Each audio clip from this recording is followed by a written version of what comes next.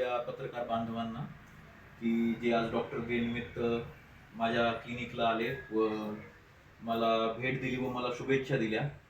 आमच्यासाठी हे खूपच एनकरेजिंग आहे की अशा प्रकारे येऊन आमची भेट घेऊन आम्हाला प्रोत्साहन देण्याबद्दल सर्वच मीडिया कर्मींचा धन्यवाद. डॉक्टर म्हणून नेहमीच समाजासाठी जे काही करता येईल ते सर्व आम्ही करत राहू. थँक्यू. सर, आपलं नाव सांगा आणि आपल्याकडे कुठले कुठले इलाज होतात सर? मी डॉक्टर पराग प्रकाश नारखेडे. मी कन्सल्टंट ENT सर्जन आहे छत्रपती संभाजीनगरमध्ये. आपल्याकडे ENT म्हणजे कान नाक घसा. ठीक आहे, तर कान नाक घशा संदर्भातले सर्व आजार व त्यांचे इलाज ह्या आपल्या क्लिनिकला होतात. काय काय काळजी घेतली पाहिजे सर? आता तिन्ही गोष्टींची मी काळजी सांगतो. कानाच्या संदर्भात 3-4 महत्वाच्या गोष्टी. थंड आंबट कमी खाणे हे आता कान नाक घसा तिघांसाठी महत्वाचं आहे. पण कानामध्ये कापसाची काडी जी मेडिकलला भेटते ती टाकणं सर्व चुकीचं असतं. बऱ्याचशा व्यक्तींना किंवा लोकांना असं वाटतं की आपलं कान साफ करावं लागतो, पण माणसांची कानं साफ करायची गरज नसते. ते आपोआप साफ होत असतात. आपण जे चावतो, बोलतो, खातो, हा जबडा हलतो त्याच्याने ते कान स्वच्छ होत असतात. आपल्याला कॉटन बड टाकून किंवा काडी टाकून कान साफ करायची गरज नसते.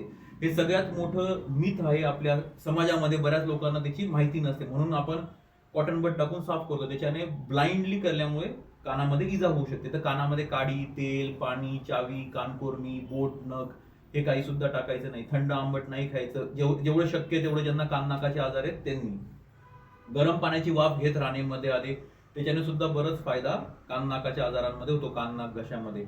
नंतर ज्यांना ॲलर्जी संदर्भातले त्रास आहेत नाकाची वगैरे, त्यांनी धूळ, माती, गारवारं, धूळ इथनं लांब राहणं गरजेचं आहे. मास्कचा वापर करणं गरजेचं आहे. स्ट्रॉंग परफ्यूम किंवा स्मेल वापरणं अवॉइड करायला पाहिजे. नंतर घशा संदर्भात ज्यांना पित्त ऍसिडिटीचा त्रास आहे किंवा झोपल्यानंतर गरळ येते वगैरे असा काही त्रास आहे, त्यांनी झोपताना वगैरे आणि जेवणामध्ये 2 तासाचे अंतर ठेवणे. जेवल्या जेवल्या लगेच झोपायला नाही पाहिजे. नंतर सकाळचा नाश्ता, दुपारचं जेवण, रात्रीचं जेवण 6 तासापेक्षा कमी अंतर ठेवणे. तिखट मसालेदार कमी खाणे, ह्या सर्व गोष्टी पाळायला पाहिजे. ओके. आपलं नाव आणि ॲड्रेस सांगा सर. मी डॉक्टर पराग प्रकाश नारखेडे, कन्सल्टंट ENT सर्जन. इथे बैराम पाटील शाळेच्या बाजूला छत्रपती संभाजीनगर कान नाक घसा हॉस्पिटल म्हणून हे क्लिनिक आहे.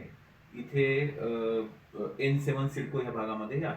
हॉस्पिटलचं नाव आणि मोबाईल नंबर सांगा सर. हॉस्पिटलचं नाव छत्रपती संभाजीनगर ENT क्लिनिक.